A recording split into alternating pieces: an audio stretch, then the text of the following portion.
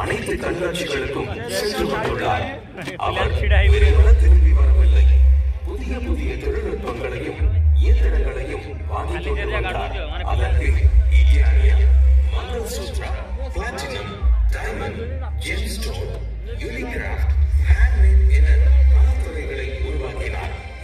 இந்த துறைகளில் ஆட்டோமேஷன் என்ற தொழில்நுட்பத்தை புகுத்தி மனித மூளையின் தனித்துவ கற்பனை வளத்தை பயன்படுத்தி தங்க நகை உற்பத்தியில் புதிய புரட்சியை உருவாக்கினார். தன்னுடைய புதிய புதிய தொழில்நுட்ப பயன்பாட்டால் பெரும் வளர்ச்சியை நோக்கி நகர்ந்து கொண்டிருந்தார். 2001 தொடங்கிய யூனிட் 1 தொழிற்சாலை இன்று unit 2, unit 3, unit 4, unit 5, unit 6 என தனது தொழிற்சாலைகளின் எண்ணிக்கையை உயர்த்தினார். அதோடு மட்டுமல்லாமல் பல மாநிலங்களில் தனது நிறுவனத்தில் உற்பத்தி செய்யப்படும் நகைகளை விற்பனை செய்வதற்காக புதிய அலுவலகங்களை விரிவுபடுத்தினார்.